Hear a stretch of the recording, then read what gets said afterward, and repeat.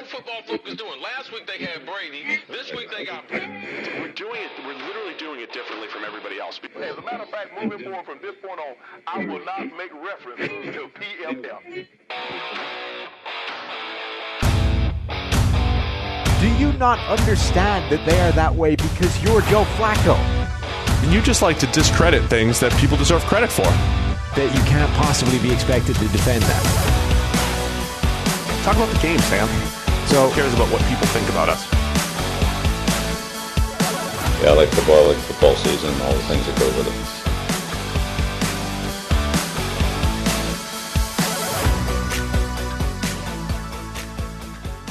it. Welcome into the PFF NFL podcast. Wait, that's my old intro. Welcome back to the PFF NFL podcast. NFC West preview. Sam. Your old intro makes sense because you're back in your where is it? Your attic? Leaving me alone in the studio. It's my office. But we'll discuss that in a minute. Right now, I want to tell you about our friends over at Monkey Knife Fight, all first-time depositors at Monkey Knife Fight that put at least $20 into their account while using the promo code PFF will receive a free PFF Edge annual subscription. I had no... What? We're giving away PFF Edge? Free. That's a $40 value for just the $20 deposit, and you'll get the opportunity to turn that $20 into even more money playing daily fantasy and prop games at one of the fastest-growing fantasy sports sites in the USA in Monkey Knife Fight. Go to Monkey Knife Fight and deposit your $20 with promo code PFF today, and you'll receive a free PFF Edge annual subscription. All right, Sam, it's NFC West time. I'm at home. You can't just start things up like that. What? Why are you not sitting across the desk from me? We're just taking precaution. Uh-huh. So you may be a carrier now, is what you're telling me. I may have been exposed to the virus. So we're taking precaution. I will know for sure tomorrow that I don't have it, and I'll be back on Monday. I don't know what the camera is. I can't see what, but I've made some alterations while you haven't been here. It looks amazing. Put our faces that up is behind like us. I heard that it was happening, and I didn't think it was going to look that good. Not gonna lie. I think it looks pretty cool. Next, we need to work on comfortable chairs because I'm getting pretty fed up with these stools. Next one's comfy chairs, and then we need some like helmets that match what we want back there. We just a little bit more for the background there. I can't believe I gave away my Rhinos helmet. I got to get a new one from somewhere. Yeah, let's order a Rhinos helmet. Maybe I'll get a little, like a AAA hat, not a major league hat, like a minor league baseball hat. I didn't make. Wait, it to the did you get a whole bunch of swag when you got called up to sit in the bullpen for like 5 minutes? No, nothing. You pretty much had swag. Like they give you enough swag in the minors. They gave me a jersey with no name on it. Yeah. And I was number 98. And of course, because you're not like a hitter, you don't get a helmet or anything cool. No, I don't get it. I didn't get anything. Nothing cool. That kind of sucks. I got a nameless jersey that I needed to return. But I have some swag. I've got some Mariners and Giants swag. I got some stuff. It doesn't seem like you did that well out of the whole baseball career, to be honest. My Spalding contract, dude. Yeah. I had the glove contract. I got two free gloves per year, plus that $2,500 bonus if I won the Cy Young. Should you win the Cy Young anytime in the future, you'll be doing well. But, so you got given like one nameless jersey that you had to give back. Bud Grant has been having a garage sale for like the last 8 years and is still eBaying crap out from his basement. There's a whole different level of free swag going. Well, maybe I missed out. A little bit. Yeah, it seems that way. All right, NFC West. Yes. Let's get to it. It's our last division. Don't forget the first 7 are out there. You guys have been loving it. We appreciate all of the support. I could feel the buzz, Sam. The season's right around the corner. People are getting ready. They're believing that football is going to happen.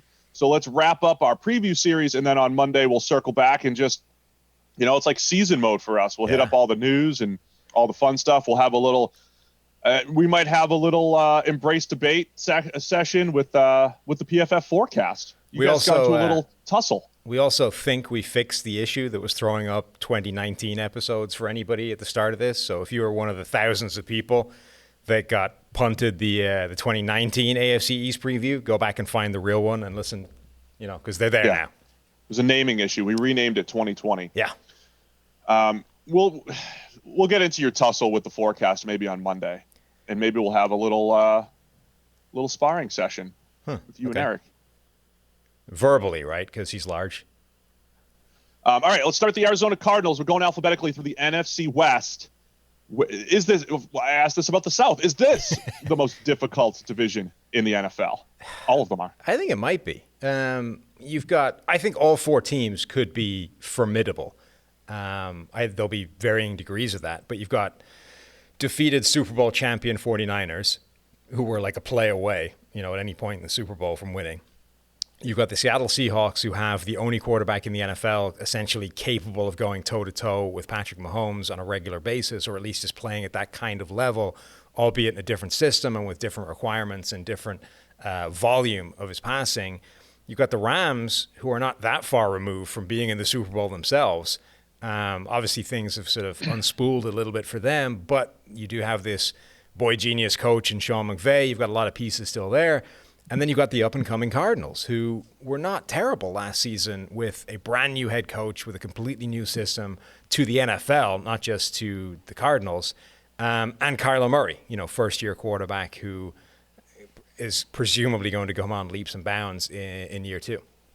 Yeah, let's discuss those Cardinals. As you mentioned, the offense early on was really heavy spread. They were using more, 4 times as much 10 personnel. That's 4 wide receivers and 1 running back, like the old school run and shoot, the current air raid. They were using 4 times as much as anybody else in the NFL through about 6 weeks. Then they started to use more 2 tight end looks with Max Williams. Last year they had Charles Clay. So they evolved a little bit. Here's the number that stood out to me. Their run blocking wasn't great, but they had the 2nd most yards before contact for their running backs. And then from a pass protection standpoint, remember the previous year with Josh Rosen under center and a little bit, remember there was 2 games of Sam Bradford? Mm-hmm. Maybe the worst offensive line we've ever seen. Yeah. The 2018 Cardinals, they all developed. DJ Humphries had a career high pass blocking grade. J.R. Sweezy, I believe, had a career high. Justin Pugh bounced back and was pretty good. Justin Murray at right tackle was actually reasonable from a pass pro standpoint. That scheme helped protect those guys. The unfortunate part was Kyler Murray was holding the ball a little bit too long. He invited more pressure that was his fault than any other quarterback. All that to be said, I think the scheme early on did a nice job of just working with what they had from an O-line standpoint, from a personnel standpoint. I'm excited to see what they do in year 2. Yes. I think fundamentally, the real key to this team going forward, I think, is that, Cliff Kingsbury came in with this Texas Tech air raid system, the extreme even by college standards in terms of the hyper spread kind of look, as you say, 10 personnel all over the place, and all that kind of thing. And he modified that as the season went on. This time a year ago, everyone was talking about what is this offense going to look like? Is he going to go 100% air raid? Is it going to be pure college system? And does that function in the NFL? And I think he certainly tried that. I think he certainly attempted to start off and basically bring the air raid right into the NFL. And then as the season wore on, he realized that, it doesn't work 100%. There needs to be some modifications to account for narrower hash marks, to account for better defenders, to account for just better play at the NFL level, period. And he pivoted. And the fact that we saw that growth throughout the season, I think, is really important. But there's a lot of elements to this offense that clearly do function at the NFL level and are friendly to a lot of the offensive players. There's a reason that this system is so prevalent in college. It's because it's easier for most of these players to function in. So these hyper wide splits from the offensive linemen, the distance between the 2 of them, abnormally wide for the Cardinals and for any other team. And you think intuitively that's a bad thing, right? The larger those guys, the larger the gap between those guys, the easier it is for somebody to shoot that gap and the harder it will be to pass block. But you're getting the ball out of your hands quicker and you're massively increasing the space between defenders as well so that the running backs have a ton of space to work with. The quick game helps the quarterbacks, all this kind of stuff. We saw a lot of the elements of this offense function well in year 1. And I think it's really encouraging that the system did work that well right out of the gate with some modifications. And B, Kyler Murray looked as good as he did despite the negatives in his game. And you're right. We charged him for 23 sacks last season. 23. for the quarterback. So if he gets, we talk all the time that the first thing, or the single biggest problem young quarterbacks have is holding onto the ball too long, processing too slow. So if that improves, that changes a world of problems for the Cardinals. I'll talk about Kyler in a minute, but obviously the biggest news for the Cardinals, though, is DeAndre Hopkins coming in. And I think the most important part of all of this, not only as you get a number one wide receiver, but less pressure on Larry Fitzgerald and Christian Kirk and Andy Isabella. My thought is now those guys can slot in properly. Like Larry Fitzgerald caught 24 screen passes to lead the NFL last year. Like, why would you be, what's he in year, like 20? Why is he catching all these screens? That stuff should be going to Andy Isabella, a former running back with 4.3 speed, or to Christian Kirk. Now I think Fitz can be more of the possession guy. Nuke Hopkins can be the go-to guy, obviously, tight coverage, third down, whenever you need him. And then you get to use Christian Kirk's speed and Andy Isabella's speed. Keyshawn Johnson showed some things as a rookie. So I just think that having that number one wide receiver, the trickle-down effect is as important as, what Hopkins is going to bring as, what he's been a top 3 receiver over the last 4 or 5 years. It's kind of amazing. Like Larry Fitzgerald is essentially a direct contemporary of Andre Johnson. Like they came into the league 1 year apart as the top receiver in their class. And Johnson last played in the NFL in 2016. Like he's been basically out of the league for 5 years. Fitzgerald's still trucking on. Like there's no difference. Is still going. It's insane. O-line wise, we mentioned they progressed a little bit last year. We think that they stole Josh Jones in the 3rd round, a first-round caliber tackle that will likely slot in as the starting right tackle. And then it comes down to Kyler. Here's the thing. When you look, if you have Premium Stats 2.0, you go find the Kyler Murray page, and he was on his way, man. Like he was looking good, and then he hit that lull late in the season. He had back-to-back games against the Steelers and the Rams, which were just horrendous, and it ended up crushing his overall grade. And I know it's just 2 games, but it still happened, and it speaks to this point still that we always make about players don't just always get better. Like Murray should have been, if that theory was true, peaking late in the season, and then coming into this year as remember the last 2 MVPs? Patrick Mahomes, year 2, Lamar Jackson in year 2, and Kyler would have been getting some really good year 2 MVP hype, maybe even from us. But I think those last 2 games, they were poor and, kind of marred what otherwise was a pretty good rookie season. Yeah, they do. I mean, we did this with Kirk Cousins a little bit, but you take those 2 games out of his season, his grade jumps up like 10 points. Those 2 games really, really crushed him.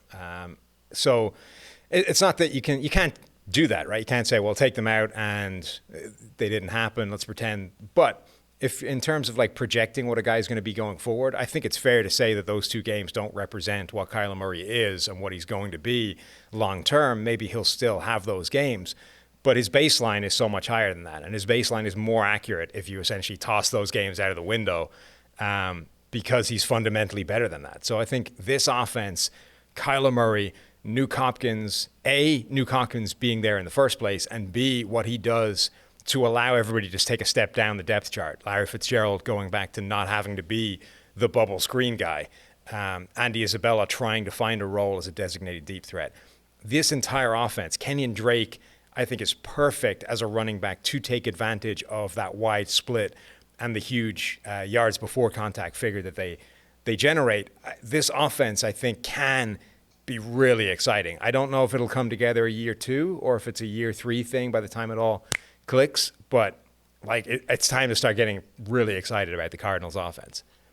Yeah, and here's the one place I'm going to be keeping an eye on with Kyler. I think the knock on him was height, and I think you and I and PFF in general, we like to, laugh at some of the, well, this guy's too short stuff or this guy's too slow, and we just like to lean on production. But I think there's a little something to Kyler in his style and the way he plays, and we've seen it with other short quarterbacks. Drew Brees has to change the way he plays because of his height in the pocket and seeing the field over the middle and all that stuff. For Kyler, the middle of the field was not great last year. The intermediate level was not great. That 10 to 19 yard level, that is where everybody dominates generally, or the best quarterbacks tend to dominate. Kyler struggled 53 grade on 10 to 19-yard passes. That was among the worst in the league. So that's what I'll be watching. Does DeAndre Hopkins help open up that area? Can Kyler Murray do a better job of seeing that area, throwing the ball accurately there from the pocket over the middle of the field? Your boy Kenyon Drake was looking good with the space created there. I mean, they could be a pretty good offense. And it's definitely going to depend on Kyler, taking that next step. Yeah, the height thing, it's not that it's irrelevant and that it makes no difference to anything whatsoever. It's that if a guy is already a top prospect, right?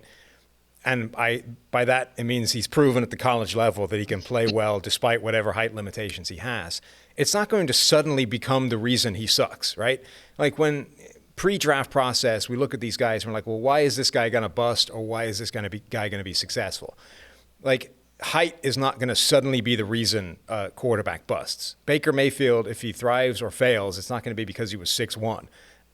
Like Drew Brees didn't succeed or fail because he's 6 foot. And Kyler Murray is not going to succeed or fail because he's short. Like, he's already shown he has the ability to overcome what the height limitations do.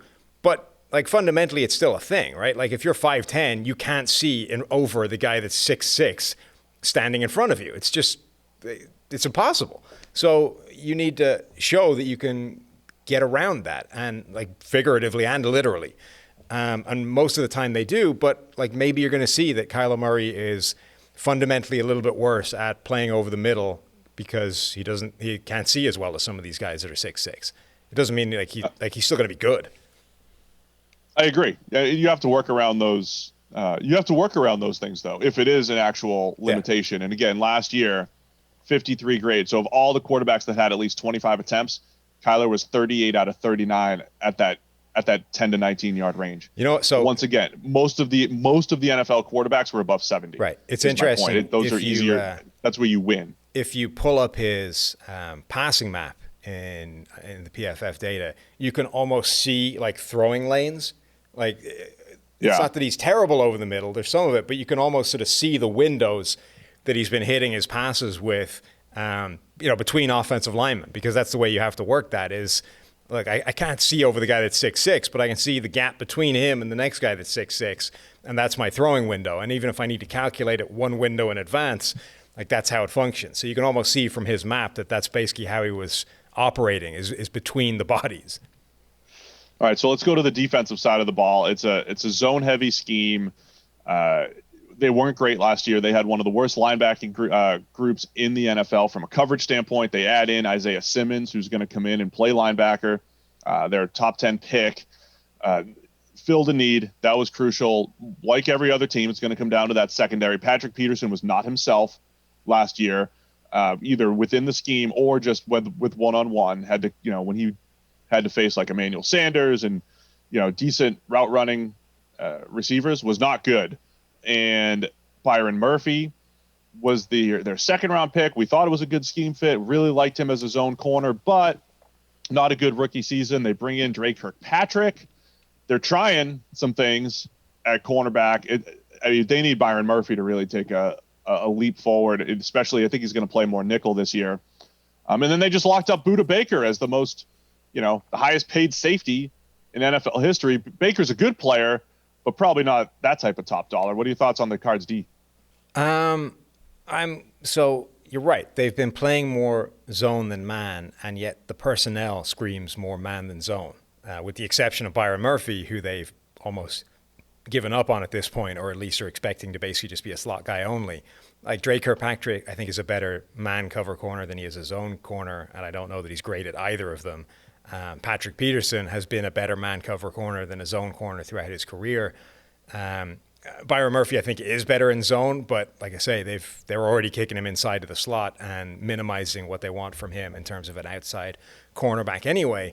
And then you have the secondary group generally is interesting because I think Budda Baker is a really good impact playmaker. There are some people sort of criticizing the move because he doesn't have a career interception in the NFL yet. And while I think that is a sort of who's doing that? Some just like GMs from the 80s and stuff. Who's doing that? I don't know. People are out there. It's happening. Okay. And look, I think it's a fundamentally silly reasoning, right? Like he doesn't have an interception, therefore he's not great, right? But I think it whether coincidentally or not, I think it does kind of speak to a question that you have about Budda Baker, or even about the defense generally, which is, like, is his deep coverage good enough to warrant either that role or that money? And so he might be worth the money in a role that isn't a deep-lying free safety. But then who's going to play deep-lying free safety for the Cardinals? Because that seems to be the hole in this defense as a unit to me. Is I don't see the guy that mans that deep free safety role. And at the moment, Budda Baker is doing it, and I don't know that he's actually that great at it. Yeah, some of the notes I had on Baker from last year, he works downhill extremely well, like blows up screens. One of the number 3 in run stop percentage last year. He attacks the run really well. But he did face some challenging tasks, at safety last year, whether it's, having to cover Tyler Boyd one-on-one, had to cover George Kittle one-on-one and got gronked or kittled now. Twice. Yes. So those are challenging roles. That's where part of that coverage grade is coming in, where he struggled. But he's played it was his first year playing more exclusively at safety. He previously had played in the slot, could play all over the place. I think they're probably paying for some of that versatility. There is value in that, but yeah, he's a better run defender than a coverage player. Just the fact that you don't necessarily trust him covering a Tyler Boyd in space or George Kittle one-on-one as he had to do last year limits him just a little bit. But still a good player, even if it was a little overpay. I think safety-wise, Jalen Thompson, last year's rookie 5th rounder, outplayed Deontay Thompson, the safety out of Alabama, who we kind of liked coming out, but had some athleticism limitations. The secondary is full of question marks, but I think if Peterson can at least get back on track, he had one of his worst seasons. And again, he was struggling against some pretty good receivers. Robert Alford was supposed to be the guy opposite him. But he's hurt again. And that's why Dre Kirkpatrick's coming in. So there's a lot of questions there. I think it's going to be Peterson bouncing back, and then Byron Murphy, who did play well in the slot in college and played better there when lined up there last year. So it's going to come down to those guys. And then Isaiah Simmons adding that flexibility in the back 7. Losing Hassan Reddick as a starter could be a huge win for them, because he was really, really struggling from a coverage standpoint last year, and had grade in the 30s, never really developed as a former first rounder. Yeah, I thought for a second when I saw a picture of him recently that they'd given Isaiah Simmons Hassan Reddick's number, which would have been an interesting decision. But they haven't. It's 43 instead of 48, I think. Just enough to make you think it from a quick glance. And they added 10 sack guy Jordan Phillips, Sam. Yes, they did. He had 10 sacks. Mm-hmm. Chandler Jones, sack guy, really good. Top 100 player last year, Sam. Yeah. Top 100 player with all those sacks. He was coming off his best pass rushing season last year, though. We also ranked him high in the edge rusher rankings this season, but not high enough, obviously, for the Chandler Jones fans. He's a really interesting guy, because all the data that we've done has basically said that this idea of like finishing as an edge rusher, converting pressure into sacks, is not a repeatable skill. It's not something that you can actually get good at and be the difference between you being awful and you being really good. I think the reverse can be a failing, right? The Brandon Grahams of the world. Like, for whatever it is, Brandon Graham will always be below par on where you expect him to be in terms of sacks relative to the number of pressures he has. And there's a few players that have been like that, but there's very, very few that are on the other end of the spectrum. On the other hand, Chandler Jones is one of those few. For his entire career, he has skewed sack happy, if you like, in terms of percentage of his pressure that gets converted into sacks. I think there are some explanations for that are not basically he's better than you think he is, but there's a percentage of it that kind of is that, like, he is good at that. And I gave my theory when we discussed this the last time on the pod. What was your theory? Remind me. Well, using him and Brandon Graham, I think Graham is more of a burst, top of the pocket winner. So Graham has a lot of like half man wins, where he'll beat, say, like, he'll get around the edge but not completely clear the tackle, and at least move the quarterback off the spot, but not be in position to actually complete the sack. He'll have a lot of those from a pressure standpoint, whereas Chandler Jones isn't explosive. He's not just flying to the top of the pocket. He's more of a hands winner. He's going to like square you up, do a karate move on you, and get by you. So when he wins, he clears the tackle and then has more actual sack opportunities. So that's my very broad theory on just comparing those two guys, just the way they win and how they, perform off the edge. Yeah, I mean, I think that's definitely a part of it. I'm intrigued because when I was writing the rankings, one of the things that stood out was how absurdly how absurdly deep edge rusher is in the NFL. Like, you're going 10 guys deep on these lists, and normally you're sort of hunting around for good players to make a top 10. Whereas here, you're like into the teens and you're putting in players that are all pros, right? Knowing that you're going to take crap for it, right? It's like somebody is going to be mad that I'm ranking Zadarius Smith 12th, even though, last season it was a massive Even though he's got outlier. one good year. Massive outlier from anything we'd seen in the past, and who knows, right? But the point is, there's the 11 guys ahead of him are amazing. It's not like he's 12th because the guys in front of him suck. Myles Garrett is 6th, and you can make an argument that Myles Garrett is the best edge rusher in the NFL. Like, that's just how stacked that group is. So for a guy like Chandler Jones to be 13th, it's not a bad place to be. Like, you're still a really, really good edge rusher. But what's really interesting is that sack differential, because those are the most valuable plays. So from a sort of value standpoint, he might be doing more than we give him credit for, even though he's 7th in terms of total pressures versus leading the NFL in sacks over his career, over the last 3 seasons, I think. All right, so what are your thoughts on the Arizona defense? Taking a step forward, is this going to be what holds them back, or can they take a step forward and match with that offense and actually compete for second or third in the division? Yeah, I don't really understand what they're building yet. They've got some really talented playmakers. They've got some pieces in place. They've added to it. I like the guys that they've brought in, with the possible exception of Jordan Phillips. I don't understand what this is supposed to look like yet. I need to see it on the field to get an idea of what it is they're trying to achieve, because a little like some of the other defenses we've talked about, the pieces just feel a little bit mismatched overall. There isn't an obvious coherent synergy to the type of player they brought in or the positions that they're addressing. I don't quite get what it is they're building here. Yeah, I think they'll improve in the back seven with Isaiah Simmons. I think Jordan Hicks has a history of playing really well in space, and he wasn't as good last year. I think they could take a big step forward at linebacker. Patrick Peterson bouncing back, and Byron Murphy playing like we thought he would. I think there's a lot of potential in that back seven. It's going to take those guys, though, playing well in that offense, then coming back, taking that year 2 step forward, especially Kyler. So I think Arizona's going to be tough. They might only win 8 games, or 7 games, but I think they're just going to be a tough team to play. Yeah, I mean, this is a team that I think is moving in the right direction. Play week in, week out, and they feel like, I don't know if it's going to come together this year, but I think they will be really tough to beat. All right, let's move on to the Los Angeles Rams. I've used this phrase before, the whack-a-mole roster building teams. I feel like the Rams are in whack-a-mole mode right now, because the offensive line, but they didn't actually attack. They didn't actually whack the mole of the offensive line. They just kind of trusted what's coming back. But I think losing Brandon Cooks as a deep threat, even though he was only there for half the season last year, you lose him. You lose Dante Fowler, and you lose Corey Littleton.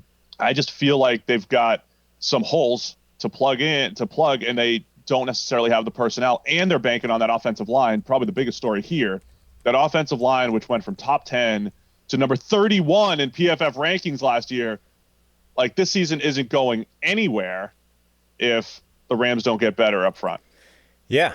I said it last year in September that, this was a team coming off a Super Bowl, and in September I tweeted that this team isn't winning anything unless this offensive line jumps massively in the right direction, and it didn't. If anything, it got worse.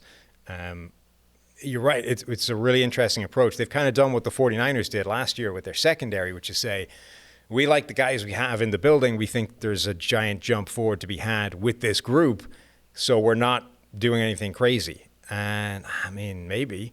Whitworth will be solid. The decline of Rob Havenstein is one of the most absurd things that happened last year. I can see a good argument to saying I have no idea why that happened. Maybe it was injury, so let's assume he's going to be good again. That gives you some solid bookends at tackle, and then you just need to somehow cobble together an average interior from the group that's there. Austin Corbett, Brian Allen, Austin Blythe, David Edwards, Sean Coleman, Joseph Noteboom. Like, there's so many guys. You would think that between all of them, you can get 3 viable, not even good, viable offensive linemen that aren't problems. So, yeah, maybe. But I really think that's the key to this offense. We know the system is reasonably effective. I think you're right that, a change in receiver is going to be an issue. But it's all going to come down to what that offensive line gives them. If it's passable play, they're going to be okay. If it's the same disaster it was a year ago, they've got problems. Yeah, because Jared Goff is the classic tier 3 quarterback. That's where he landed in the rankings. I've been using this for a while, and we saw Goff, he graded or performed and, statistically was a top 10 quarterback in 2018 when the line was great. He had 2 underrated receivers in Robert Woods and Cooper Kupp, guys who've gotten open at like a top 10 rate in the NFL, percentage of targets that are open the last couple of years, plus had Brandon Cooks. When all of that stuff was going well, the run game, play action, all that, Goff performed pretty well. Last year was a struggle behind that offensive line, a lot more turnover-worthy plays, and just a tick slow. Just some weird decision-making from Goff. So, it's something to keep an eye on for Goff and for the offensive line. Can they actually bounce back offensively? We've been pushing this storyline all offseason. Can Sean McVay adjust his offense? Can he adjust to what the league has done to them, taking the run game away a little bit and essentially taking away those passing concepts, which were really good against certain coverages, but they need to be able to evolve just a little bit. I do like what they have in the 2 tight ends in Tyler Higbee and Gerald Everett. I think it's going to be more tight end driven with those 2 guys and Kupp and Woods, with, trying to replace Brandon Cooks with Josh Reynolds, with 2nd rounder Van Jefferson. But I think we're going to see a lot more 2 tight end type stuff. But the Rams believe they need to run the ball, and I think that's what they're going to try to get back to early in the season. And I think that pivot late in the season to more 2 tight end looks was evidence of that offensive system evolving and adjusting, right? We're not going to fundamentally throw everything out the window, but if we just tweak this and swap a 3rd wide receiver for a tight end, we can run some of the same concepts, but against different personnel packages and at slightly different alignments, and we're seeing better effect. So I think there's at least evidence. Going into last season, there was a question mark that, look, we saw defenses start to change how they were defending this offense, and we saw 0 evidence that the offense was going to change to counter that. Last season, it took a while, but we at least saw some evidence that, okay, the offense has now shown the ability to counter what it is that's changing in the defenses that are facing them. So I think that's a big thing that we've at least seen evidence now that this is not a system that is rigid and doesn't change and doesn't evolve. We've at least seen that they're capable of moving as well. One of the concerns I had, though, is one of the adjustments that they did make down the stretch in that second 49ers game was, remember, every pass was like bootleg or a screen, and it felt like they were really being dictated to by the defense, right? It was like, this 49ers defensive line is so good, we can't just drop back. We can't just let Jared Goff sit back there and get crushed. We're going to move him out of the pocket. We're going to run screens to slow down the pass rush.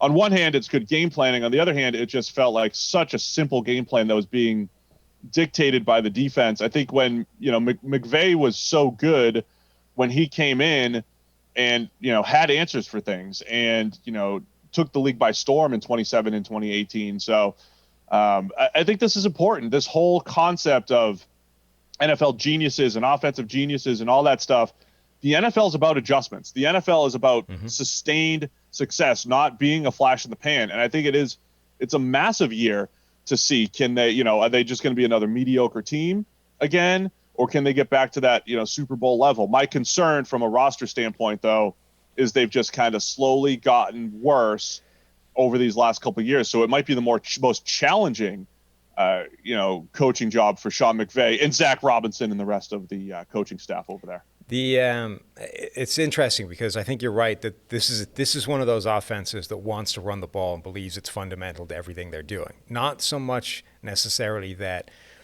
establishing the run is what makes everything tick, but this idea of like everything is built off the run looks, right? Yeah. So that you kind of need the run looks in order for that to be a thing in the first place.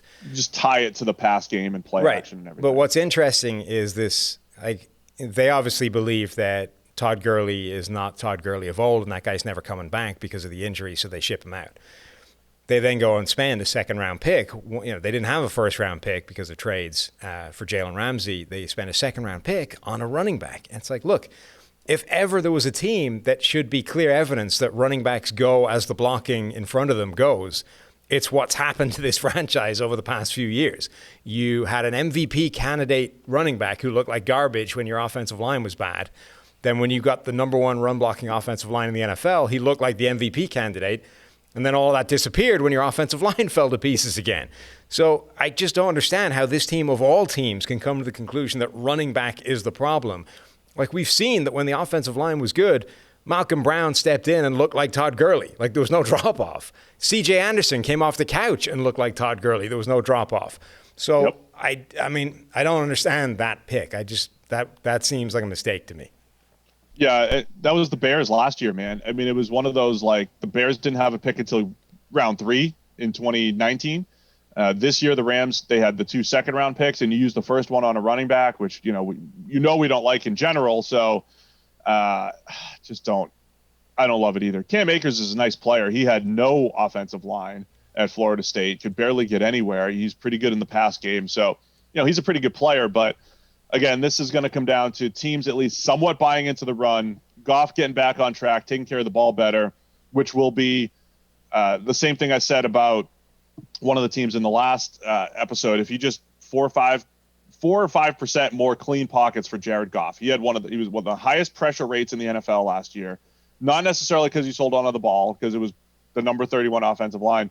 4 or 5% more clean pockets for Jared Goff in this offense pretty much gets back on track from a math and simplicity standpoint. Like, that's it to see if we want to see the Rams of old, I think. What do you think about the defense? So defensively, I ranked them as the worst linebacking group in the NFL. Okay.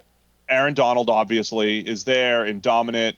And people were asking about what we kept saying. Dante Fowler had 15 sacks. Just to clarify, he had 15 sacks by PFF numbers, because we give full sack credit when you get close. He had 11.5 by the NFL. Don't care, but he got to the quarterback 15 times and was a part of the tackle 15 times. So we give him 15 the NFL sacks. Does that so much. Right, and just to reiterate, they only do it so that it adds up. They do not do it because there is a qualitative difference between a full sack and a half sack. They are not making a determination that this guy only did half the work because somebody got there as well. Yeah. They are just making the numbers in the box score add up, which is a pointless exercise, particularly now. So, look, there are plays where a guy probably wouldn't have got a full sack if the other guy hadn't gotten there and split it with him, right? There are also plays where 2 guys just whoop their offensive lineman and are bearing down on the quarterback and murdering him at the same time. And I think most of them are plays that would not be different from the full sack if the other guy hadn't been there, as opposed to the other way around. So yes, he sacked the quarterback 15 times. And then the fascinating story for this defensive line was Michael Brockers left. He went and signed a contract. Then came back. In theory, with the Baltimore Ravens. To replace him, they picked up Ashawn Robinson, a similar player stylistically, a power player, a run-first type of player. And then Michael Brockers has the contract doesn't go through with the Ravens, and they just bring him back. So now they have 2 Michael Brockers. They have Brockers and Ashawn Robinson. They're going to be stout up front with those guys, I think, in the run game and everything. They need the protection for the linebackers, which we'll talk about in a second. But the biggest thing is always a compliment to Aaron Donald, because he's going to disrupt. You need somebody to clean it up and finish. So I think it comes down to, is it Leonard Floyd off the edge who they brought in, another guy who's been better against the run than he has been as a pass rusher. And as I'm talking through this, let's not forget, you're in the division with the Niners. You're in the division with the Seahawks, who want to run the ball. Like, those guys will help in those games, because as long as teams are running, you'd rather stop the run. You don't want to get gashed for seven yards a pop. So that's fine. But I still think they need more explosiveness off the edge, and there's a lot of questions there. This is possibly an unfounded theory that I should probably check out before voicing, but screw it, we're in it. We're in it now. We might as well just let loose and see what happens. I think the disparity between Fowler's true sack total and his half sack NFL official total might actually speak to how reliant this unit is on Aaron Donald for other people's sacks, right? Like, the fact that he was splitting so many of those sacks basically, I suspect, shows you that, look, Donald is the guy blowing up these plays, and then like multiple other guys converge around it and clean it up and get the sack. I know for a fact that Fowler doesn't have like a ton of these plays individually. Like, he has a sack that was specifically generated by Aaron Donald causing the initial pressure. But I suspect that's what happens, that Donald blows it up, and then it's like the rest of the unit has to try and figure out how to bottle it up and get the sack. That's the question, right? Fowler, I think, was a big part of that and was a useful player in doing it. Do they have the Fowler again? Like, can Leonard Floyd become the cleanup player complement? Can the group as a whole platoon to take advantage of what Donald does, which is absolutely wreak havoc on offensive lines? They got that guy, Samson, whose last name starts with an E, Sam. You want to Samson E? That's mean. Samson Ebukam. That's what he said. Obo Okoronkwo. There you go. There's another one. I mentioned Leonard Floyd. I mean, they might be able to stitch it together with those guys. Fascinating thing about Floyd, as I'm looking at this linebacker core, Micah Kaiser was an intriguing player coming out of Virginia, but like, his best thing was blitzing just blew up some running backs as a blitzer. You got to do more than that. Traven Howard hasn't played a ton of football. Terrell Lewis comes in, was more of an edge.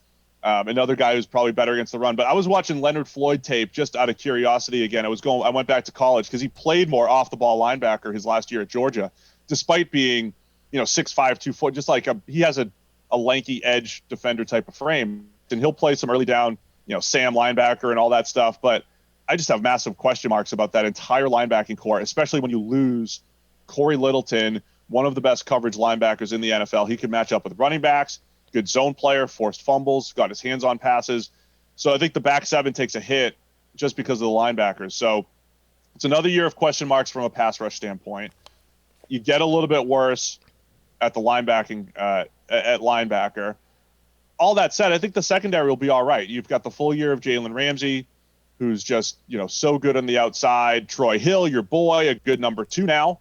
And one of my favorite draft picks of the entire draft, Terrell Burgess, the 3rd-round pick out of Utah, who could play a little safety, could play a little slot. John Johnson's played good football at safety. Taylor Rapp's a solid player. So I think they'll be at least good from a secondary standpoint. I just have questions in the front seven outside of Donald. Have you watched any of the Hard Knocks yet? I have not. I don't know that I've ever seen a smaller NFL player than Dante Dion. Like, I know we are, obviously he's a small guy. You could see it from the field, but it's only when you see the sort of Hard Knock stuff and you see them, getting taped up and in the locker room and stuff, you're like, oh my God, that guy is tiny. Like, I outweigh Dante Dion by 30 odd pounds. He's listed at 5'9". He's really like 5'7", isn't he? Well, whatever it is, but it's the weight that's the issue. It's more the weight. He is 150 pounds. You know the way Troy Hill is an undersized cornerback? Troy Hill outweighs Dante Dion by 33 pounds. Like Jalen Ramsey, who is a cornerback, is 58 pounds bigger than Dante Dion. Like, he's a different human. I honestly... I love when you dive into the analytics like that. I honestly do not know how a guy like that can function at the NFL level. How does that guy tackle a 225-pound monster wide receiver or a tight end, God forbid? Like, I played with and against some guys, right, that were so slight and small, and they're probably in the same kind of category as that, 150-ish, where you suddenly realize that, you can run right into these guys and it doesn't do anything. Like, they just do not have enough inertia. There's not enough mass behind them for it to be an issue. And I'm like 180. Like, how does that guy try and tackle George Kittle in the open field? I don't know, Sam. It boggles my mind. I mean, we thought the same thing with watching him coming out of Boise State, and he kept playing well and playing well. Fascinating player because he is so slight. But man, you hate short, slight guys. I don't hate them. I'm just, my mind is like most small guys in the NFL are short. It's not nice, but they're like stacked, right? Like they have John Kelly as well, right? John Kelly's tiny, but he's built like a bowling ball. Like he probably outweighs me by 20 pounds, and he's half my height. But Dante Dion has that mix of being both short and doesn't weigh anything. Like it's the first time in watching these Hard Knocks things where I've looked at a guy and you suddenly like, what? There's nothing to him. He's a tiny person. Anyway, carry on. So all that said, I think the Rams got worse as a team. I think they're trending in the wrong direction. However, it feels like last year was an uncomfortable season for them, right? They're coming off the Super Bowl. They didn't look right. They still finished 9-7. Right. And all that said, they have enough pieces in place. I think they're competing for a playoff spot. I just always worry about the entire NFC. This division's tough. The whole conference is tough. You need things to just go your way. But I don't think it's out of the realm of possibility that they're competing for a wild card spot this year. So particularly as there's three of them. So I agree with you that I think like 1-53 as a roster, they're probably not as good as they were a year ago. On the other hand, I think they could actually net win purely based off if that offense continues to evolve and if the offensive line takes the kind of jump that they think it's capable of, right? Like that offensive line was a monstrous percentage of the reason they were capped in terms of how good they could be last year. And then the offensive scheme not evolving until late was a big part of it as well. So if those two things sort of right themselves, if they show that evolution continues on the offensive scheme, and if the offensive line gets back to being average as opposed to garbage, I think that papers over all of the other cracks. Like every other area that they potentially took a step back in, I think doesn't matter compared with those two things. Yeah, I'm with you. I think, I would say that they're potentially strong in the right areas, but it's going to take, evolving and getting back to a little bit of back to where they were in 2018.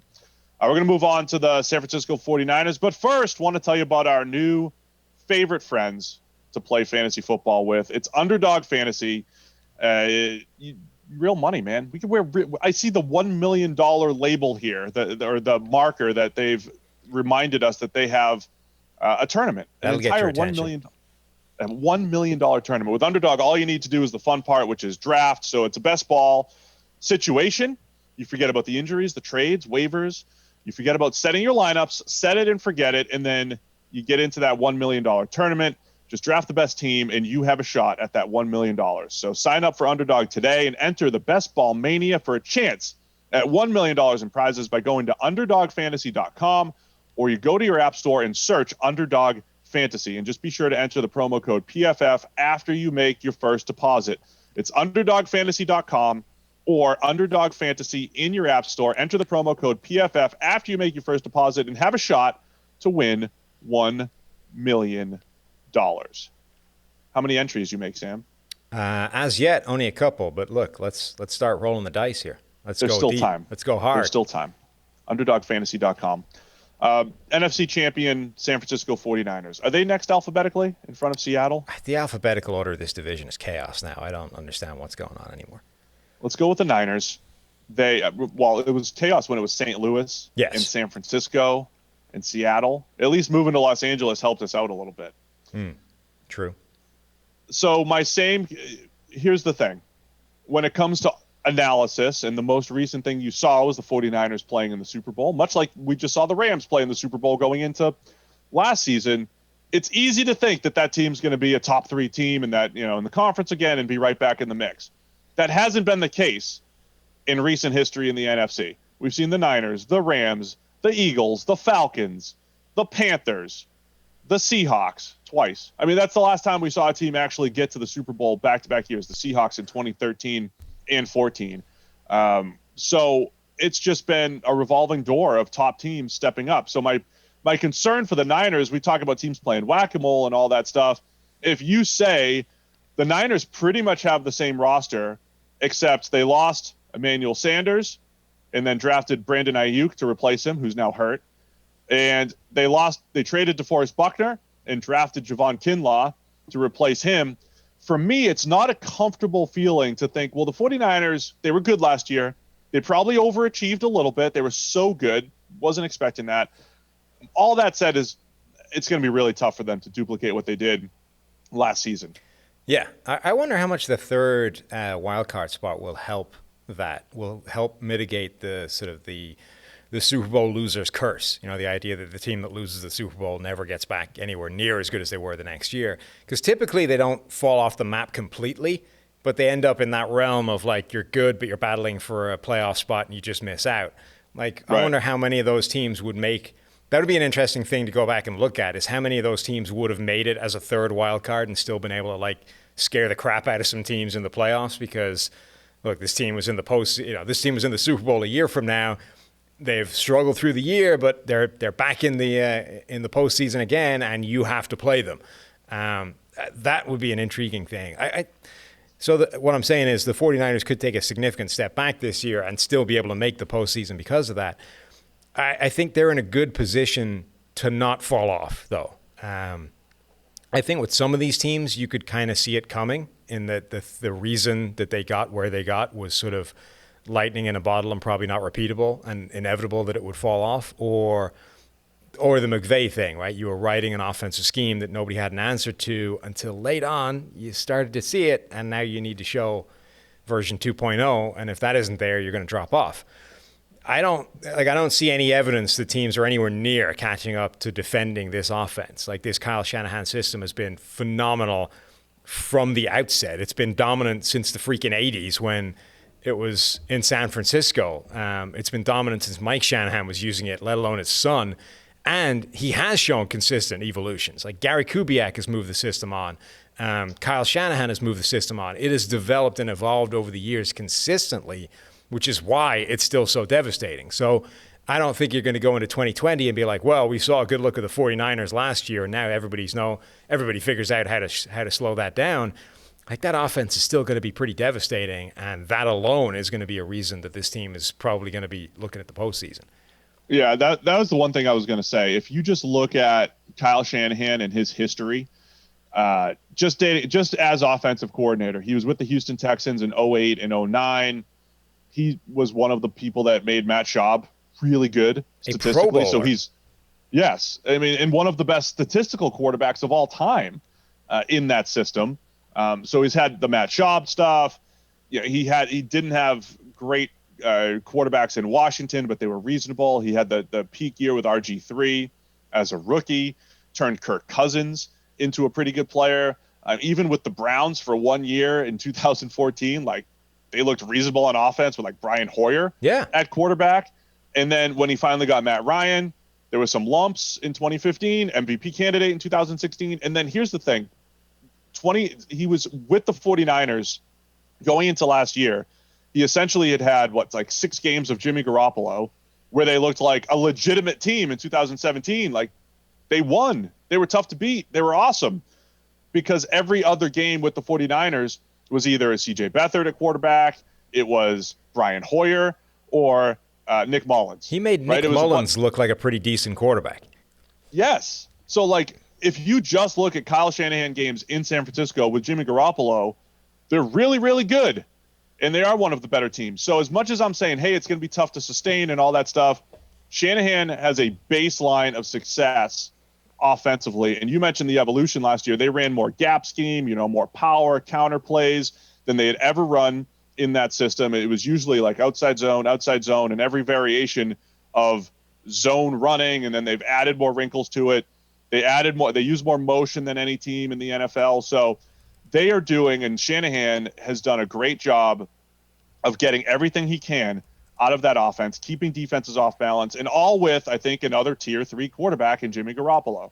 When he has all of that stuff going, he plays pretty well. When more is on his plate, there are more question marks, throwing the ball down the field, throwing the ball without play action and all that fun stuff. Turnover-worthy plays were just he just had a weird year last year, man, where he would just chuck the ball right to a linebacker, completely misread a coverage once or twice a game when everything else was looking good. So again, all that said, I think Shanahan has such a track record of success. As long as the quarterback isn't terrible, they should be right there. My question, I think, is duplicating what they did defensively, because that was the biggest leap forward of any team last year, and defense is the hardest thing to predict. Yeah, I can't find the exact tweet that he had, but our friend Jeff Schwartz was talking about this Shanahan system the other day and tweeted something like he specializes in essentially causing defensive players, showing them something that isn't actually happening, right? Yeah. Deception, right? Giving them something that makes them ignore their keys, right? Because I know I should be looking at this, but oh, look, there's some fancy shiny thing over here. And that half beat where you just take your eyes off what you're supposed to be doing is A, like it's human nature. It's almost impossible not to look at that, to ignore it. But B, that half step is all you need. Like that's the difference between the play working or not. And he had a term for it, and I can't find it because the man tweets a lot. I can't find the specific tweet that I'm looking for. I mean, Jeff tweets about everything, man. Yeah, but he had a good term for it, and I can't find what it is. But he's basically saying that Shanahan specializes in that. Eye violations. I found it. Got it.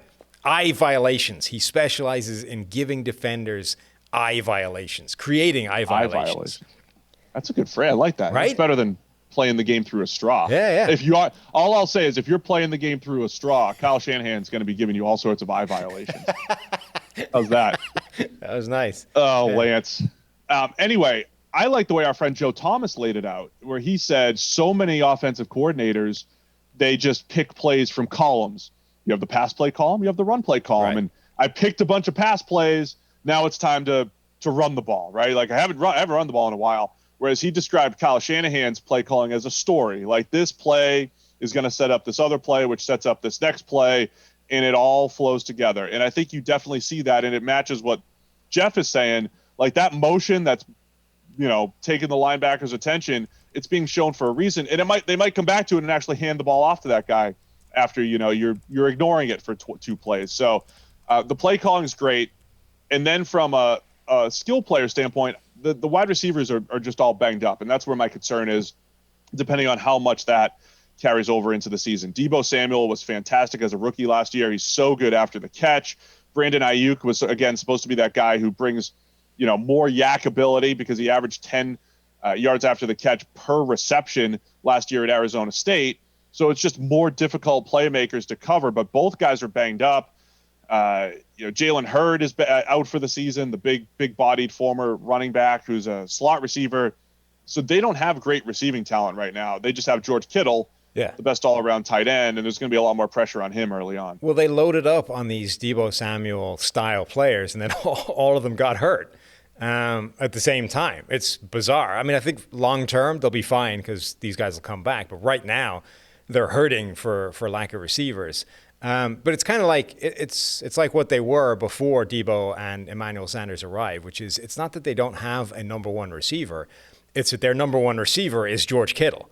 Almost every team in the NFL, their number one receiver is a wide receiver. That's the toughest cover. That's the guy that's getting all the targets. That's where the ball is going. With the 49ers, it has always been George Kittle. And Emmanuel Sanders and Deebo Samuel came in to become incredibly good foils for that and great complementary pieces. But Kittle has maintained that spot as the number one the whole way. And they're back now because of all the injuries heading into the season, needing to lean on that more than they would ideally like to. I think as the season goes on, you'll see, Deebo Samuel, what he can do. Obviously, the Brandon Ayuk element. You'll see the other guys emerge as different role players. And critically, I think somebody needs to fill that Emmanuel Sanders role, which is a legitimate threat in his own right, because he did transform this offense when he arrived. And, I mean, maybe a little bit surprising that they didn't try and retain him given the impact that he had. Yeah, he was good, man. Dig routes, post routes. I mean, he was getting open on your more traditional wide receiver routes. He wasn't a gimmick player. So I think you still need that guy in the offense. Running back wise, it's always a committee approach with the Shanahans, who've always, not always, but they've always taken pretty much anybody and allowed them to be productive. But when Raheem Mostert was out there last year, man, they were fast. I mean, just using the NGS, speed data, it was them and the Chiefs as the two fastest teams.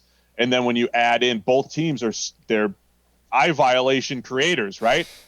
both teams with all the misdirection and all that stuff happening, when you put the ball into a fast guy's hands in space, good things happen. That's Mostert. That's Tevin Coleman. They've got a lot of speed there in the backfield.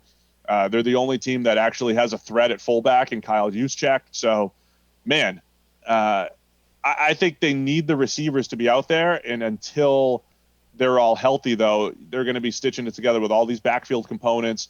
Maybe they try to get something out of Jordan Reed as a rejuvenation project, as a tight end too with Kittle. But I think it's going to be. I think they have to regress at least a little bit offensively, right? A little bit, but like I say, I think the fundamental components are too good for them to not be really good again. Obviously, Jimmy Garoppolo contingent. Like if he's the quarterback, it's a different prospect than if Nick Mullins or C.J. Beathard is the quarterback. But yeah, I mean, in terms of speed, just look at the stable of running backs: Raheem Mostert, Tevin Coleman, Jarrett McKinnon. They're all of the same style, which is blazing straight line speed. You know, the ability to slash into a gap and take off. Plus, you know, they've got a guy whose entire name is Hasty. Like this is a backfield backfield focused on speed.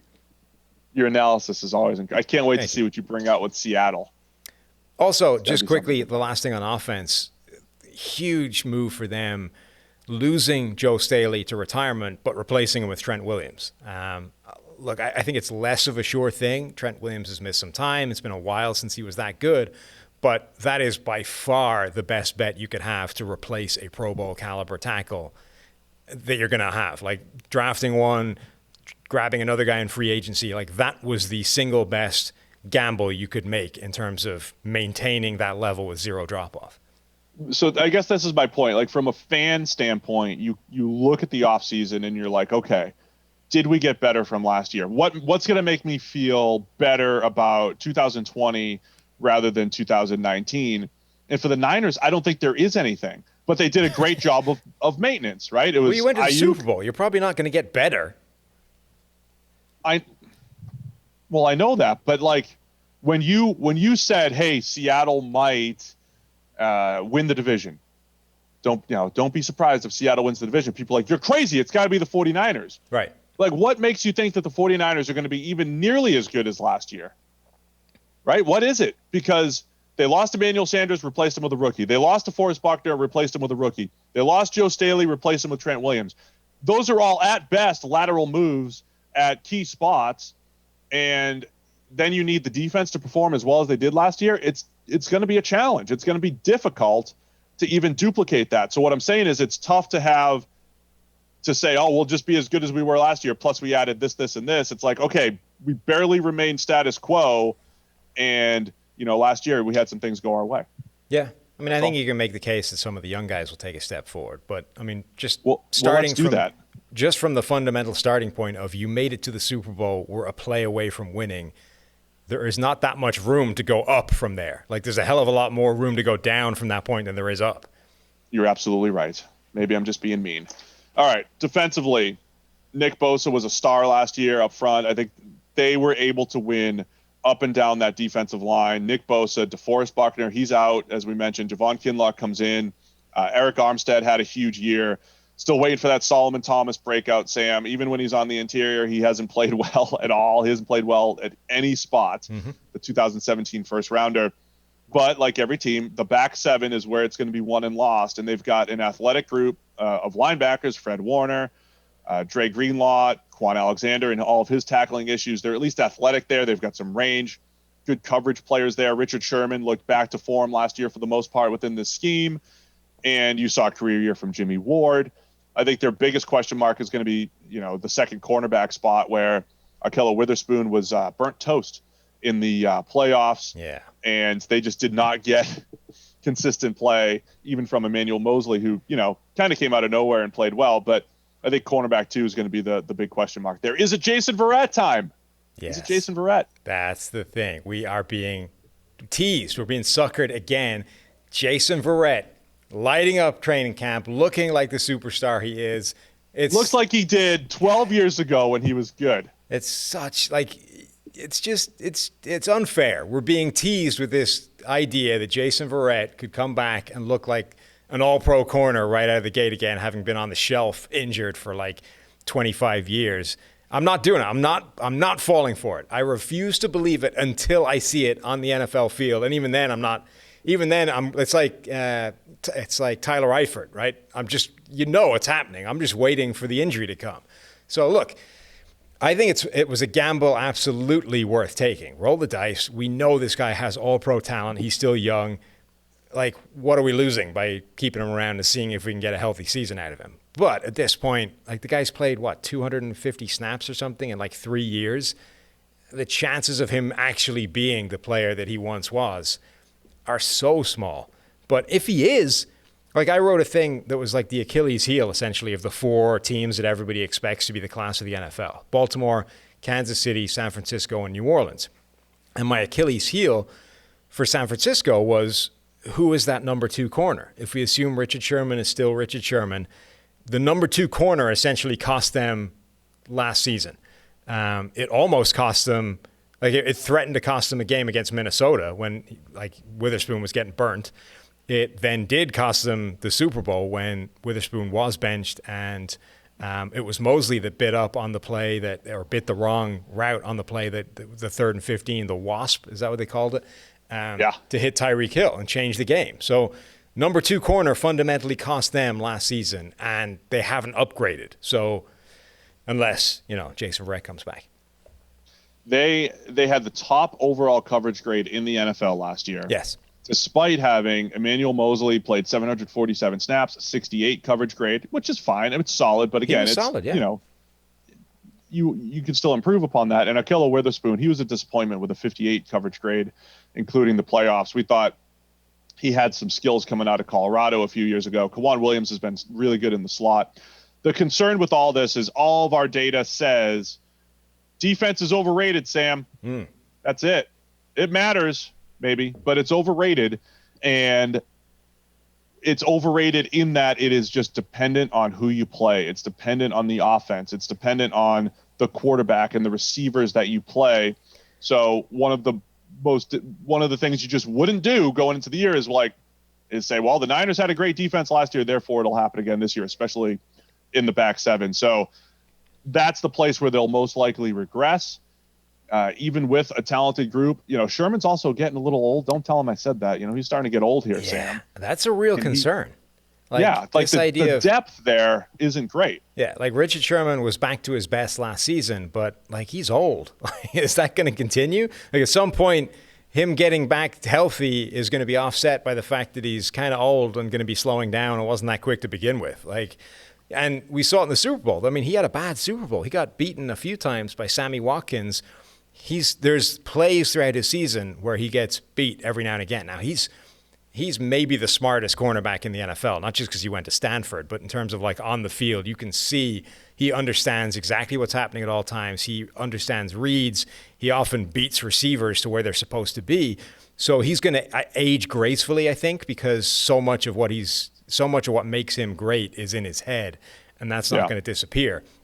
But at some point, the fact that you can't run with these guys is going to be a problem. So then again, going back to this coverage versus pass rush debate in that I mentioned in the Rams section that they had that game week 16 against the 49ers, the Rams did, where they were afraid to throw the ball down the field without at least some sort of boot action or whatever. They were afraid of the defensive line, which speaks to just how good the Niners were up front. But with that strategy, the Rams still threw for over 300 yards, scored 31 points. The point is, I think you can scheme against a defensive line. And even if they force you into maybe a suboptimal offensive game plan, you could still be productive throwing the ball. So the Niners, their strength, I think, is the defensive line, right? Going into this year, knowing you have Nick Bosa and Eric Armstead and Dee Ford and all these guys who can get after the quarterback. But they need a performance at least close to what happened in the back 7 because they'll run into some teams that, as good as the defensive line is, they'll be able to mitigate it schematically. Yeah, and I think there's also question marks about how repeatable is what that defensive line was doing. Eric Armstead, massive career year, into a contract year as well. So do we expect that to continue, or was that just one monster year to get paid and then go back to being okay? Dee Ford was really good when he was on the field, did kind of back up the contract year that he had in Kansas City, but didn't play enough. So he's a bit of a question mark. Not so much that his, I think, play will decline, but just how much is he going to see the field. Javon Kinlaw, as we said, is a rookie. Nick Bosa was insane out of the gate, and I think we just sort of assumed that will continue. It will. That's the one I believe in. He'll be fine. Well, so here's the thing. Did you PFF Timo Riska wrote an article about the progression. You know, we've said a lot of these things intuitively and just through anecdotal data or clumsier mathematical data ourselves. But, you know, this idea that development is not always linear. And if you have a rookie that hits the ground running and dominates out of the gate, it's actually more likely they'll get worse in year 2 than it is that they'll get better, right? Like if somebody is that good right out of the gate, now there's 3 positions that are exceptions to that. Wide receiver was run. I think edge rusher might have been the other, or one of the others. But just because Bosa was so absurdly good right out of the gate, I think it would be a mistake to expect him certainly to get better. I can see him maintaining that level, but let's not expect him to become, you know, let's not expect him to become the best edge rusher in the NFL in year 2 because he was top 10 in year 1. I'm merely thinking we've got a lot of Bosa data, Nick and Joey, yes, and they're just always good. So sure. I think they'll be fine. But Joey is a good example. Like Joey took a step back in year 2, didn't take a step forward. He did. So anyway, let's put a bow on the 49ers. I feel like I've been a little negative because I crazily said that the team that made it to the Super Bowl last year is not going to be as good this year. You did. I want to put a positive spin on it. What I was most impressed about by the 49ers last year was their ability to win every type of game. You know, they won a shootout against the Saints where they had to throw the ball a ton. They ran for 10 yards a pop against the Browns on Monday Night Football. They won games in the rain. They gave the Ravens a really good game on the road. You know, they were really competitive in all sorts of different style games. And let's not forget, they made Patrick Mahomes look pretty bad for the better part of 3 quarters. Yeah. Or the better part of a game, right? At least 3 quarters. And then in the fourth, you know, it kind of fell apart. But so there's a lot of good things about the Niners did last year, including that versatility to win numerous ways. So I think they're still one of the better teams. I think it's just such a deep NFC. We're going to see a regression from a record standpoint, but they'll be good. They'll be competitive as long as Shanahan is leading the guys. Leading the guys. You know what I mean? Mm-hmm. Yes. Running the show. Yes. I mean, I think that's fundamentally the point, right? Is that the building blocks of this team are too good for them to disappear completely. I can see them regressing because, like I say, there's way more room to get worse from the Super Bowl than there is to get better. But I think this is still a team that should be contending for the division and should certainly be aiming to make the playoffs. All right, let's wrap it up with the Seattle Seahawks. Russell Wilson, we just gave him the boost, Sam. We just elevated him to tier 1 at quarterback. Have I done my little rant about the MVP votes on the podcast? Probably. Why? Like, I know we repeat ourselves a lot, but that's like the common thing here. Why is everybody citing the fact that Russell Wilson hasn't received any MVP votes as some sort of like slap in the face and of disrespect? And look, the AP voters, there are questions in the group. There are question marks. It's not the finest 50 NFL people. I do believe that there is room to improve that group. Let's put it that way. Let's stay PC here. But the idea that people are like, Russell Wilson, he's been good since he entered the league. How's he not had an MVP vote? Because until last year, he never should have had one. That's why. Like, they were right by not giving him an MVP vote in any other year. He's been a very good quarterback, but the last 2 seasons, he has elevated himself to a tier 1 quarterback. From an MVP standpoint, in 2018, it's all Patrick Mahomes. He was the guy. He deserves all the votes. From last year, though, if you just isolate Russell Wilson versus everybody else, he was our most valuable quarterback. He's a tier 1 quarterback who I think has, went from good to really, really good the last couple of years, elevating his team. He didn't have the same type of supporting cast as Lamar Jackson and some other quarterbacks. So I don't know, just the idea that like he's never had an MVP vote, slap in the face for Russell Wilson is kind of silly. But all that said, he's officially a PFF tier 1 quarterback up there with Patrick Mahomes. So I agree with you fundamentally that there's never, No, actually, I don't even agree with that. I was going to say I agree fundamentally that he's never had a year where he should have won MVP, but I think he probably should have won it last year, or at least that he should have definitely had votes. Like, there wasn't right, but all I'm saying is last year's like the only year. The way people say it is okay, like, can you believe but anyway, he never had an MVP vote? Even if we move past that and we say there's never been a year where he should have won MVP, I think the problem is that when you look at the list of people that have had votes in that time, then Wilson is shunned. Like, Derek Carr has 6 MVP votes in his NFL career. DeMarco Murray has 2. Dak Prescott has 1. Bobby Wagner has an MVP vote, and Russell Wilson doesn't. Like, compared with that, he is getting hosed. Like, there's no way you can say that at any point Bobby Wagner was more valuable to the Seahawks than Russell Wilson. And Derek Carr, I mean, okay, it's the 2016 season where he was legitimately good, but like the idea that Derek Carr has 6 MVP votes and Russell Wilson has 0. When you look at it in those terms, he is getting hosed. Fair. Anyway, I think Wilson's been great. The big thing last year was avoiding some of those bad games. And, they've done a nice job of attacking down the field. So as much as our analytics community likes to talk about Seattle's holding them back and they run the ball too much, they have taken some off his plate and then played to his skill set by allowing him to throw the ball down the field more, where he is great, where he is the highest graded passer, throwing 20+ yards over the last few years. They've added a DK Metcalf who is just so difficult to defend on those downfield passes, and Tyler Lockett, and now they add Philip Dorsett to the mix as who could, he'll probably get behind the defense a few times and just add, more explosiveness to that offense. So I think there's things to be excited for offensively. All that said, I would still probably put the ball in his hands a little bit more and throw the ball more than Pete Carroll and Schottenheimer want to do. Yeah, I think it's interesting. I think there is a very real conversation to be had about this idea of let Russ cook versus the Seahawks interpretation, which is, well, he's been the best quarterback he's ever been when we've taken the ball out of his hands more than we did in the past. I don't know that I've seen a convincing, compelling case either way that there is like definitive proof that one causes the other. I wrote today the same kind of thing about Aaron Rodgers. I think that's what the Packers are trying to do, is the Seahawks Russell Wilson approach, which is he'll become the best Aaron Rodgers we've seen for years if we dial back what we're asking him to do. Now, the question is that causation or is that just coincidence? Like, is Russell Wilson, did he have back-to-back career years because the Seahawks have dialed down the amount of time the ball is in his hands? Or did he just have back-to-back career years coincidentally at the same time they did that? And I honestly I haven't seen anything that is compelling proof either way. And that's the problem, right? Is as much as all the data says, well, he's so phenomenal in this circumstance and passing is more valuable, so give him the damn ball more.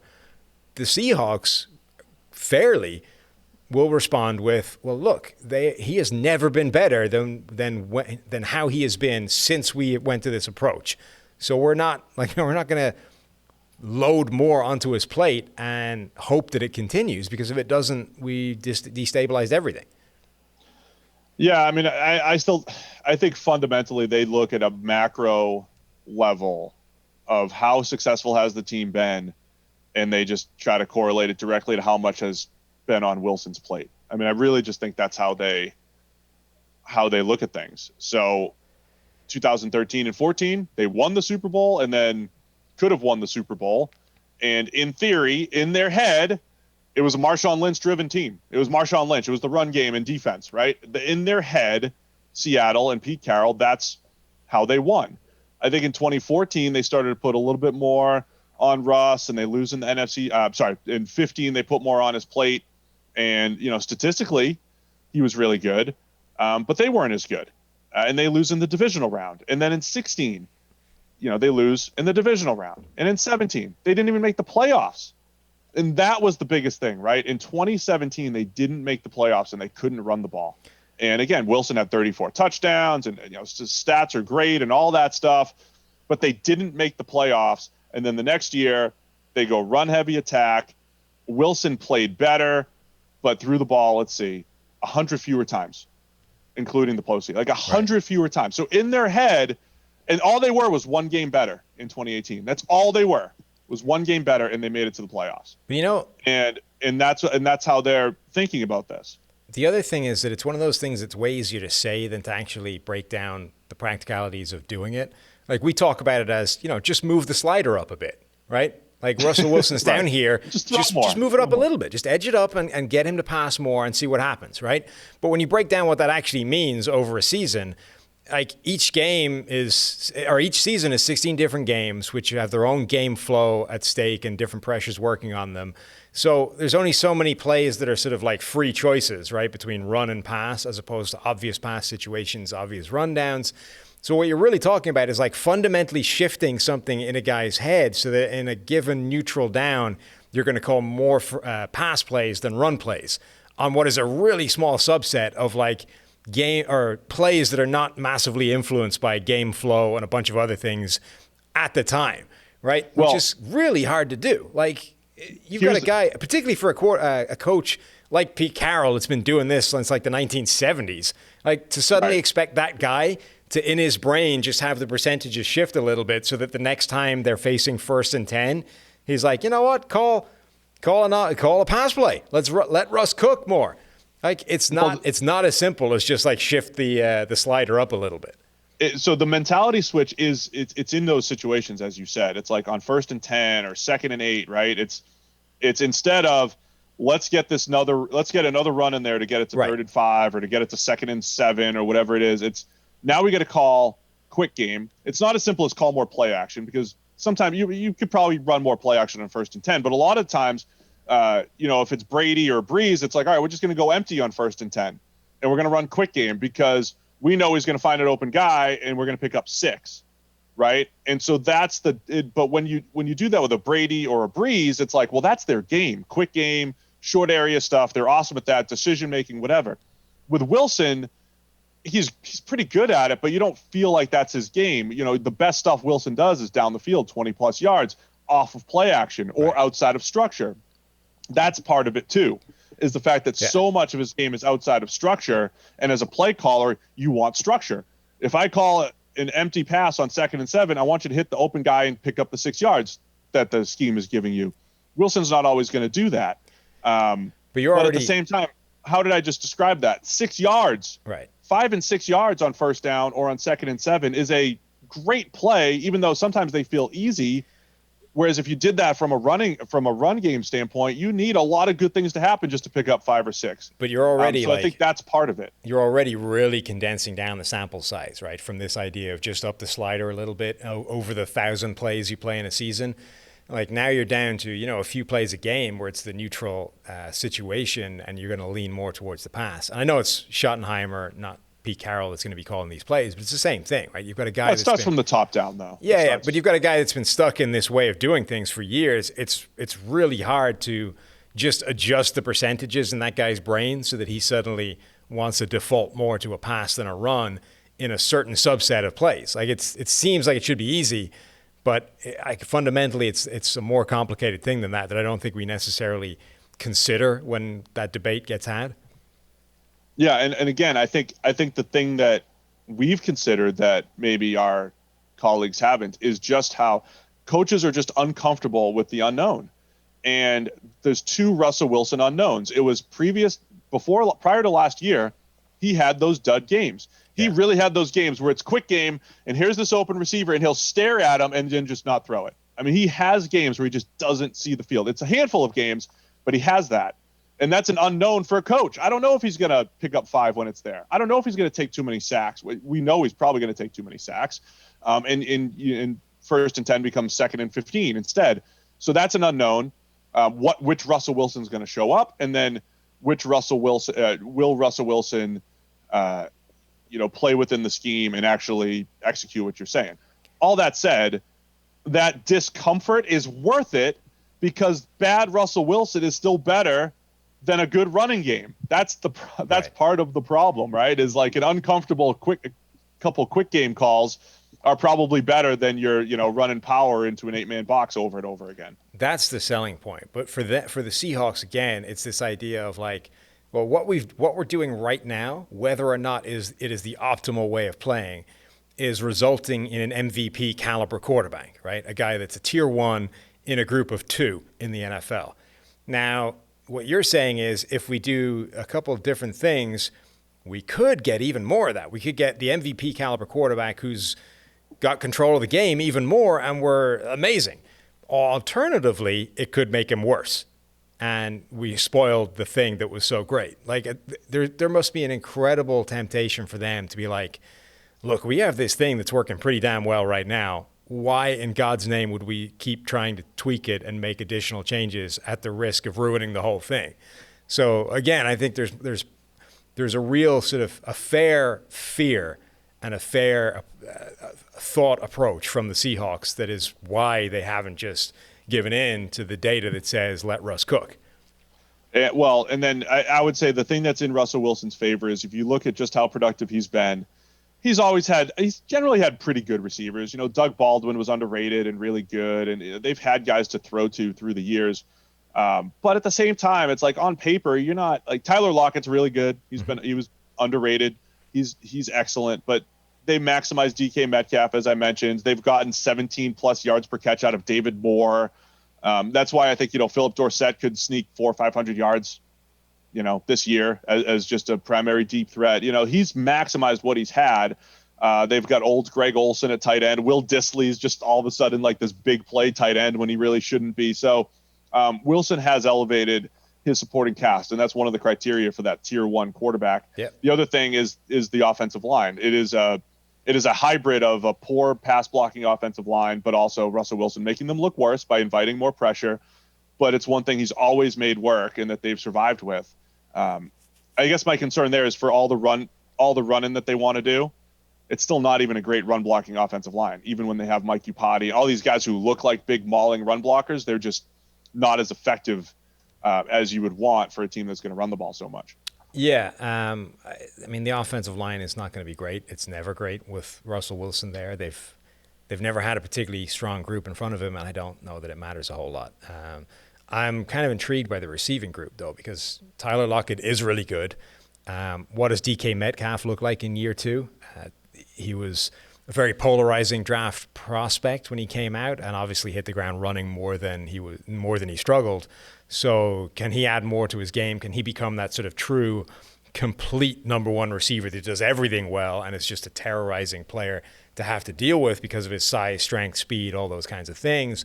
Or are the concerns that people had limiting enough that he becomes a sort of an effective but a relatively one-dimensional weapon?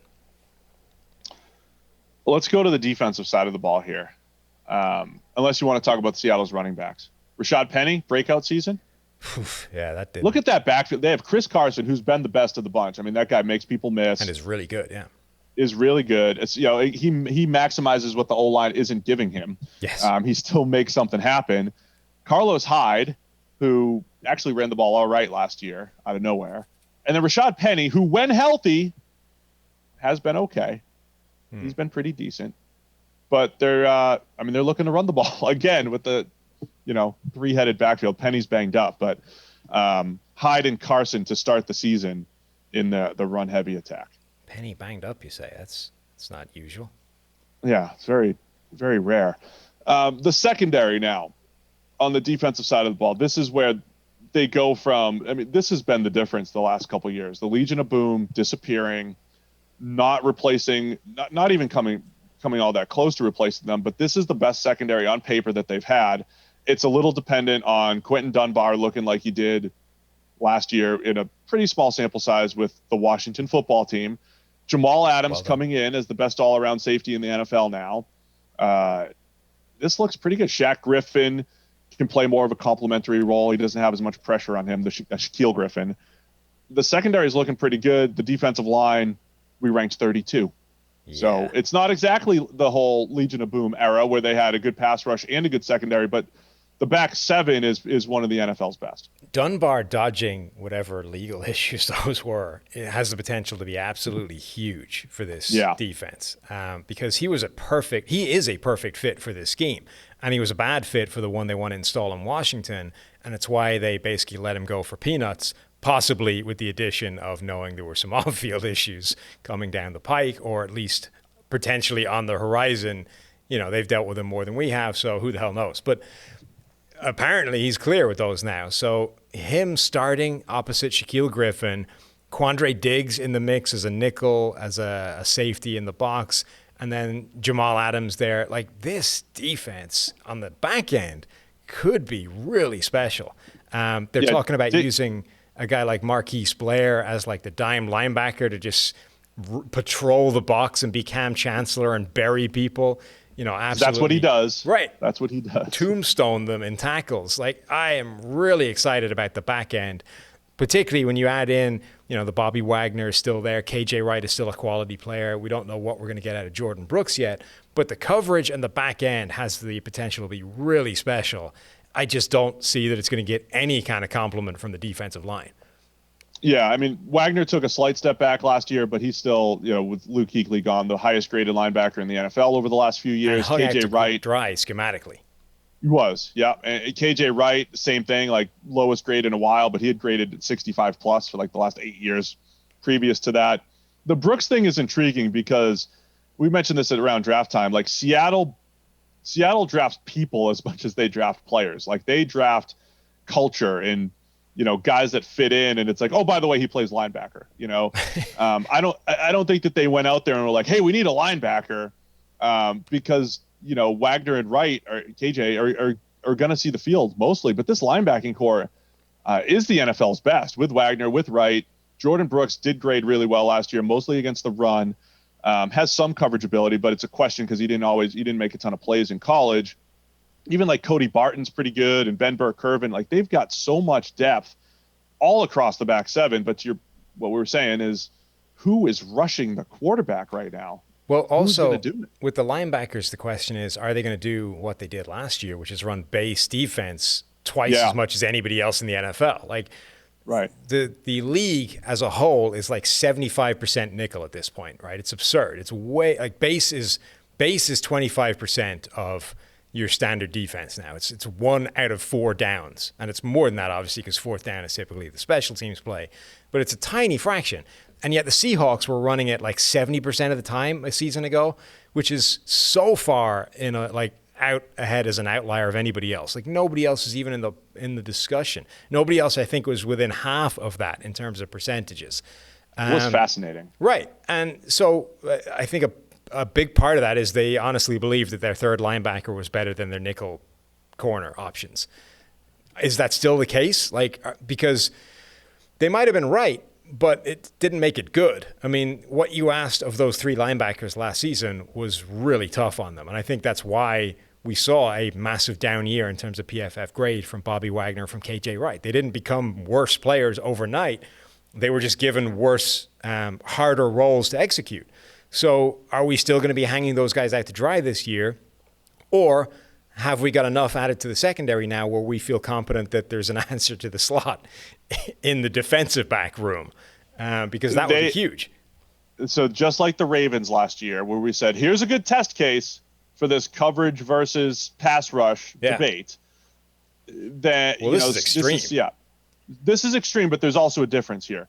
Like in part of this concept of build from back to front, the second step that we always say is, well, it's because you can scheme up pressure. Yeah. I guess the problem with Seattle is they're a 4-man rush team. You know, right. they'll bring 5 every now and again, but this defense is still Seattle cover 3 for the most part with a 4-man rush. Like if Baltimore last year just sent 4 all the time, they're in trouble.